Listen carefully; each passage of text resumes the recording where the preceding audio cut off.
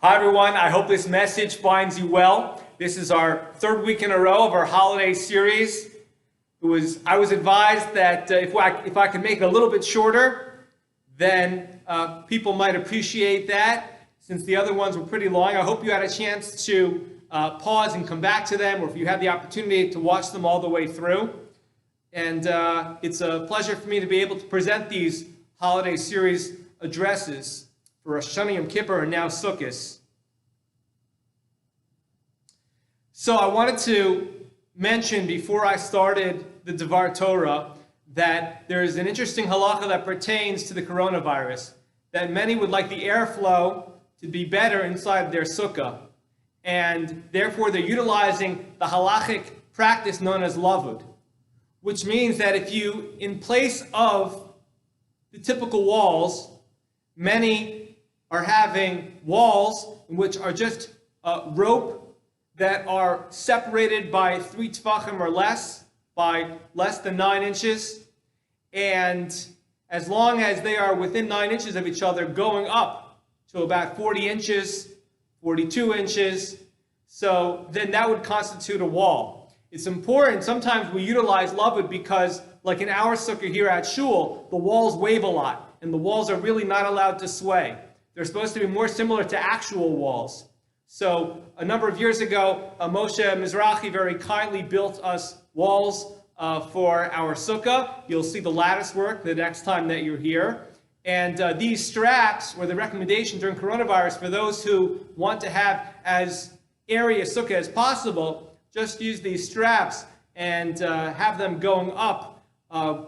The straps are less than 10 inches apart, going up at least 42 inches, and that would constitute a wall, just those straps themselves. If anybody has any questions, feel free to email me or to call me. The holiday of Sukkot is a holiday that has a universal message. The Gemara tells us that there were 70 korbanos, offerings during the course of Sukkot, corresponding to the 70 nations of the world. And it corresponded to the 70 nations of the world, or the rest of the nations of the world, and it provided atonement for them.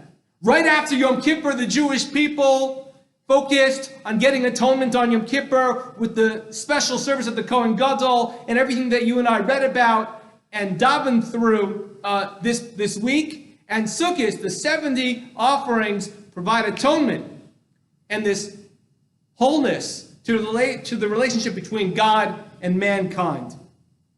That's why I think that Sukkot is called this special Zman Simchasenu, this time of happiness, a unique joy. And we read about this and make reference to it in our Haftorah on the first day of Sukkot.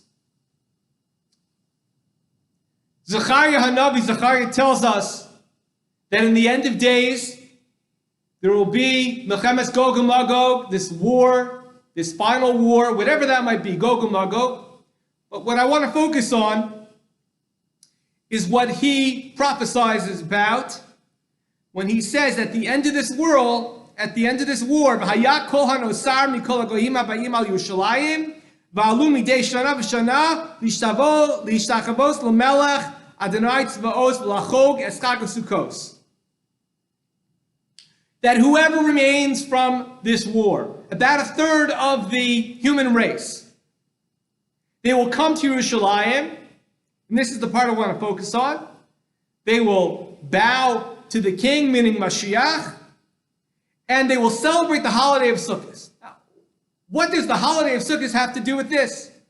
So yes, Zechariah is telling us that it's going to be a time of great tumult, going to be plagues, there's going to be this warfare, there's going to be this challenge, and on Sukkot it's all going to end. People are going to be so happy that there's peace in the world, and they're going to commemorate it year in and year out on Sukkot, and by observing Sukkot, and they're actually going to go ahead, everybody is going to build the sukkah, they're going to come to Yerushalayim, they're going to acknowledge the superiority of Mashiach and the character of Melech HaMashiach, Mashiach ben David, and going to submit accordingly since they will have been convinced during the course of the current events at that time that the Torah's way is the way for them that they want to choose for themselves. What is it about the Sukkah? Rav Shimshon Raphael Hirsch says the Sukkah is the opposite of the Tower of Babel, of Migdal Bavel.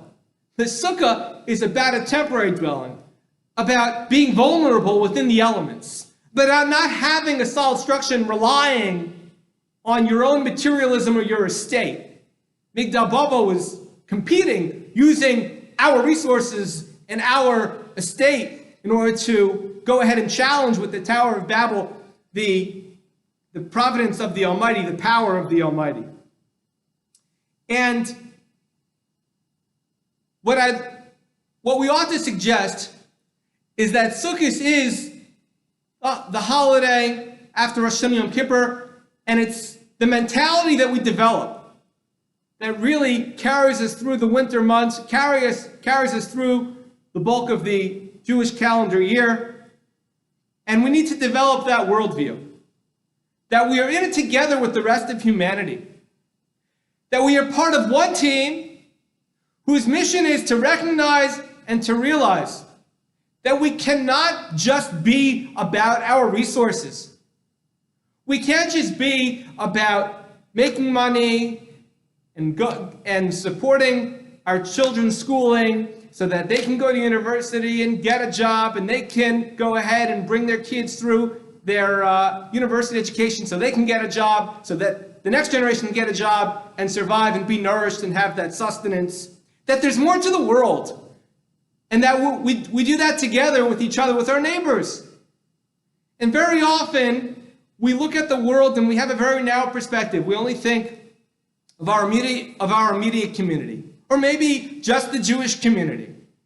And one of the themes of the book of the Sefer that I hope will be out later this year is about that idea, to have a broader concept of what it means to be a part of team humanity. Rabbi Akiva said that when he saw the foxes with his colleagues running through the desecrated and destroyed temple in Jerusalem, Second Temple period, he had this optimism.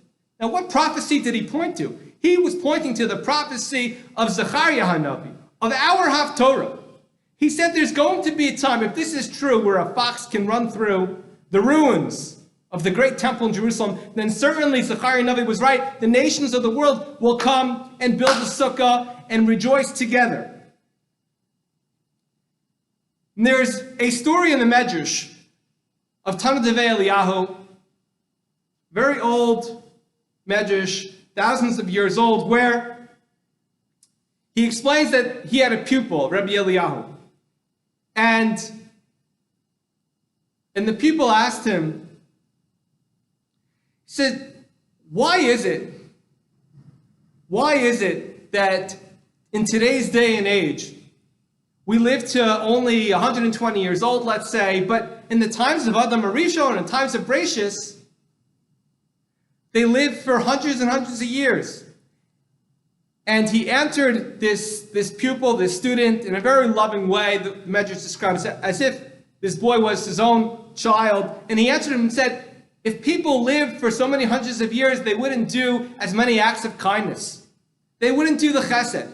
If people in the world thought to themselves, well, I have many generations to go ahead, or many years or decades to go ahead and produce some acts of kindness to my name, they wouldn't go about that chesed with such a concerted effort. And then the boy asks another question. And the boy says, how is it that the Jewish people would be able to, why is it that there is a Yetzer Hara? Why is it that there is an evil inclination? And the Medrash explains that he responded to this boy, this pupil, with our Haftorah. And he said, it's amazing that at the end of days, the way Zechariah predicted it, that there will be kavod for the Jewish people. that they're all going to come to Jerusalem and bow down. And the only reason why that's exceptional, why that's special, is because the Jewish people and the rest of humanity have an evil inclination, and they've made a lot of mistakes and a lot of deviations along the way. And it will only be special when people come together to recognize the purpose of the world, recognize the purpose of godliness, when they experience this vision produced by Zechariah. And I would just add, what we know from Pirkei Avos, that we are to make sure we give a special countenance, a pleasant face to everyone we come across. Sever Panim Yafos, says Shammai in the first chapter of Avos, is because we have a unique responsibility. A lot of this conscientiousness and a lot of the Torah ethics can be uncomfortable to promote to others around us. But we have this responsibility of being an ambassador. And therefore, it's important that we think to ourselves how we greet others. And it's related, we need to project the joy of Sukkot all year long. And more than that, why does Pirkei Avos say that who is honored, those who honor others, is a mechubad, mechabed sabrios. If you give honor to somebody else, then you'll be honored. We have to make sure we treat people with a certain sense of dignity because we represent the values that we represent, the vision that we represent. This idea of trying to get to Zechariah Hanavi's vision is critical to who we are. The Gemara tells us, the Medrash in Tehillim, Kuf Yud Zayin, tells us that greater is the day of rain than the day of the giving of the Torah. The day of the giving of the Torah was a special day for the Jewish people to be the people of the book and to receive the Torah. But when rain comes, the whole world appreciates it, not just the Jewish people. And that's the idea of Sukkot. That is the idea of Simchas Beis HaShoeva and the Nisach HaMayim, the water procession or offering or service that takes place over the course of Sukkot. And the idea is when people realize that they are in need. We're saying when there's a drought and that rain comes and everybody benefits, we realize that the source of our joy is the Almighty, is our Creator. And on Sukkot, we realize that we submit our material selves. We enter into this idea of submission. We think of Zechariah Yishtachavos Lamelech, that's the image in our minds of bowing down before Mashiach, symbolizing that we submit to and we have a fealty to the system of Torah. And that's the message of Sukkot. That's where joy really comes from. Recognizing that what's it all for? Why do we have these resources? There's a shelf life to everything. Material goods will eventually perish, but goodness doesn't perish. Intellectual accomplishment does not perish. So when we say the words Asher Kiddusham Susavet Sivanu, Leishe Basukkah, when we say those words, the bracha giving us permission to access the mitzvah, the privilege that is residing in the sukkah, we ought to think to ourselves, this nevuah, in the Akedas Yitzchak, Rabbi Yitzchak Arama, 15th century Spanish commentary, he explains this idea, that there will be a day when it's not going to be our mitzvah of sukkah, it's going to be everybody's mitzvah of sukkah. And when we sit in that sukkah together, universally, it will be all of us recognizing and expressing that the material world is not the end-all and be-all, that our resources are not what we can rely on, that having a faith in the Almighty, having an ability to submit ourselves to the will of the Torah, recognizing the joy is together with a broader sense of community, all of that will then be the mentality that we adopt for ourselves as we embark upon the coming year.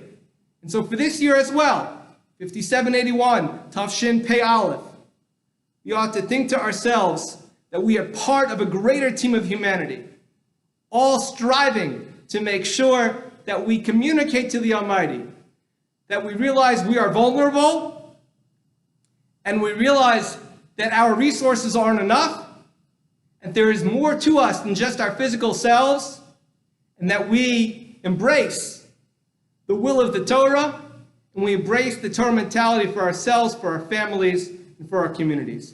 Thank you very much, and Chag Sameach.